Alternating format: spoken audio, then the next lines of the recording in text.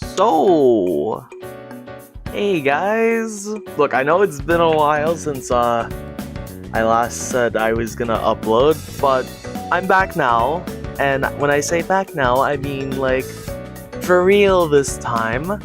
I hope, I'm finally putting together that Marvel Rivals Symbiote / Phoenix design compilation that I did when I was consistent. I made all the shorts. But now that I'm back fully, I say fully, but I'll try to be. The next couple design shorts will be on the Pokemon Legends EA character designs, and then after that, I'm probably going to dip back into Rivals with the newest season having a theme of like undercover school outfits, disguises, and all that for everyone. So since those types of designs are kind of my forte, I'm gonna go look into them and see if they stand well as designs and if they work. So without further ado, let's just start the video. Eddie, we are what we eat, and we want chicken! Y'all are sleeping on this skin.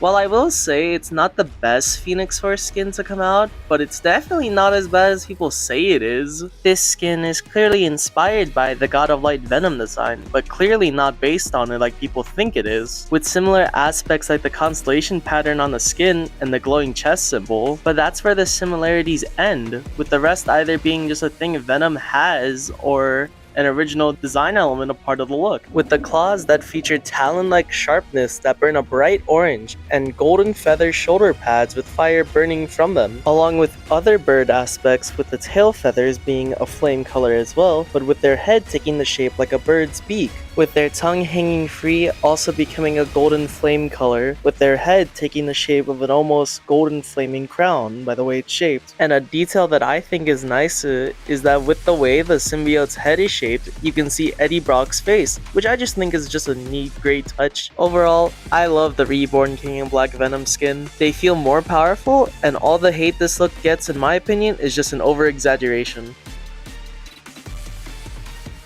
Jean, girl, I like it, but it confuses me, girl. It confuses me just a little bit.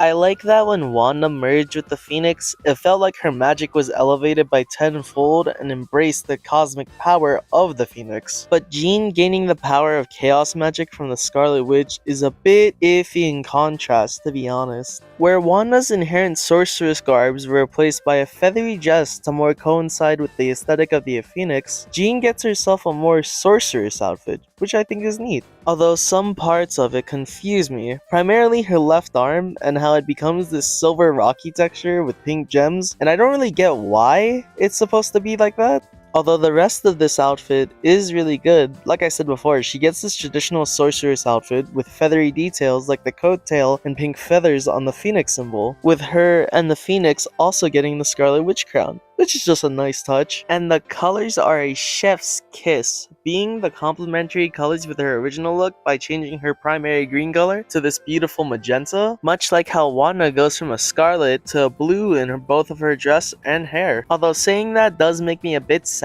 that Jean's hair didn't also become a color that coincides with her outfit, and I'm pretty neutral about her hair becoming this short bowl cut look. But with Jean Grey becoming the Chaos Phoenix, I think that it is good, but has a bit of parts that drag it back and put it just behind Wanda. Wanda, you finally got a skin with a primary color that's not red, and it's absolutely gorgeous. The Scarlet Witch has 6 skins with her base, and without including recolors, 5 out of the 6 have red as its primary color. And that's a lot. Even 2 of the 4 recolors have it as a secondary or even an accent color. So with the introduction of this skin having a nice blue, purple, and lilac color scheme, it's a very welcome change of pace, that's for sure. The skin itself is very pretty, with her hair having this baby blue to lilac color ombre, with her dress changing to this feathery galaxy purple color with accents of gold and flaming orange add to the look and keep the idea that this is Wanda with the power power of the Phoenix backing her up, if you couldn't already tell that from the Phoenix's symbol on her chest with these gorgeous blue flames on its wings, with the symbol also balancing the color change in her usually scarlet red crown becoming the Phoenix's flaming orange color, and makes us want to look up at her face. Although with how beautiful the look is, it has one weakness in my opinion, and that's when looking at things like the concept art, sprays, and nameplate, her hair and crown have a sort of glowing look to it. Even if it's due to game limitations, I wish they just made the colors more vibrant to try and get that vibe that her hair and crown were glowing more. But other than that, I'd say the Phoenix Chaos skin is really regal and gorgeous looking, and is a great showing that the Scarlet Witch can look good in a color that's not red. Ah, Bucky. No matter what war it is, you always get bling from both sides, huh? Spoiler, this is a smart Phoenix and symbiote combination. The symbiote being the prominent force is good because of how Bucky always primarily works in a dark way, whether it be as a brainwashed Winter Soldier or a Shadow Ops darker and grittier version of his good friend Cap. And it's also smart since the arm that represents the symbiote is the metal tentacle arm? This game lore is so weird yet cool. But even with the symbiote being the prominent force, you actually get this very smart visual storytelling with the look that Bucky is still on the side of our heroes because of the Phoenix's emblem burning bright on his chest, along with Bucky's left normal arm being armored up by the Phoenix, with the symbiote giving him a mask, but the Phoenix's flames burning through to show off his eyes, along with giving him a bird beak mask to show off how old he is. And personally, I like the mask. Y'all can fight me if you don't like it, but I like it, so yeah. With all that being said, I love Bucky's Polarity Soldier skin. It has great visual storytelling while having a good design in general, and I think this is one of Bucky's best skins yet. Jarvis, tell the people at home why my fit goes so hard. Right away, sir. Playing fitcheck.exe. This skin is actually from the comics, and I should probably go into that because I see people online not knowing the origin of this armor that Tony has. So when Null invaded Earth and was kicking everybody's ass, he ended up separating Eddie Brock from the Venom symbiote and dropped him from a building Spider-Man 2 style.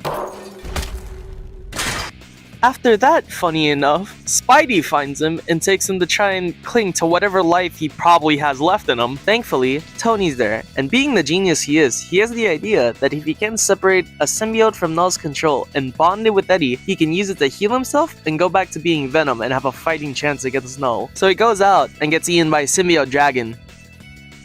And he injects it with Extremis. What's Extremis? Well, I'm glad you asked. Extremis, in the most simplest terms that I can describe it, is a techno-organic virus that uses nanotech to go into the body and alter and manipulate the genetic composition of an organism and change it fundamentally. Did that make sense? I sure hope it did, because Tony injects this thing with this stuff to get rid of its connection to Null. And due to the symbiote's nature, it bonds with Tony and his armor. But since he injected this thing with Extremis, instead of Tony getting a whole new voice in his head that's probably not Jarvis, he basically made a symbiote armor that he's in full control of, and that's the Extremiote armor. And now we can talk about the actual design.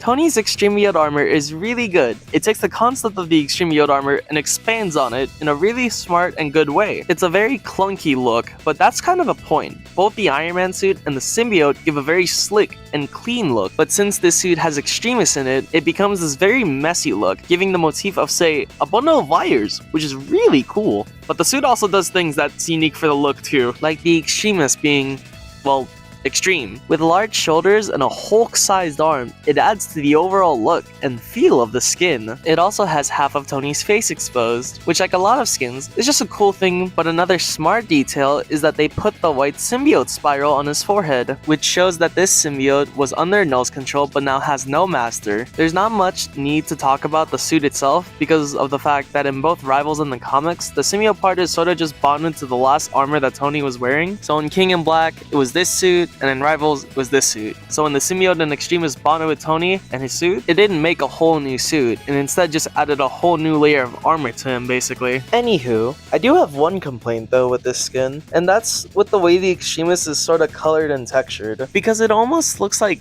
Groot, to be honest, even though in actuality it's just this gold color. But that's it, really. Overall, I think Tony's Extremiote armor is a very welcome skin that looks good and takes the original look of it from the comics and expands on it in a whole new great light. Luna, I have so many feelings about your outfit, girl. It's not even funny. I like the overall concept of the skin, with the symbiote bodysuit and phoenix bits added to it, with her getting the Todoroki treatment with half fire, half ice. Although, I don't know how to say this design note other than I don't like how it looks sometimes. Like, there are images and moments where I think the skin looks really good, but then I look at the key art of the skin, for example, and I think it doesn't look as good, and that it looks pretty off and weird. I think the reason it doesn't look good sometimes though is because of the inclusion of the symbiote in the design. This design's whole thing is meant to be the Phoenix's flame working together with Luna's ice powers, but by adding the symbiote into the mix, it muggies that theme up by adding a third element into the design that doesn't really need to be there. It also would have been more interesting for the design to be a combination of both Luna's ice and the Phoenix's fire, because while I like most of the polarity skins, this one feels like it was trying to do its own thing, but got lumped in with the symbiote and Phoenix hybrid skins. But there are still things I like about the look. Her hair getting pigtails and changing the color to red and blue is smart to coincide with the fire and ice theme. The ice that covers the right side of her body is really pretty looking and I love it. And for how little there are, the Phoenix's elements in the look are really good as well, like the feather coattails, symbiote wing face accessory, and the talons on her left hand. With all I've said about this skin, I think it had the potential to be an interesting look, but it got lost by adding an unnecessary third element into the design that held back the entire theme of the skin. No, the god of symbiotes doesn't look all that different in Rivals. Okay, well, to be fair, Null is a more recent character introduced with him being revealed back in 2018, which was 7 years ago.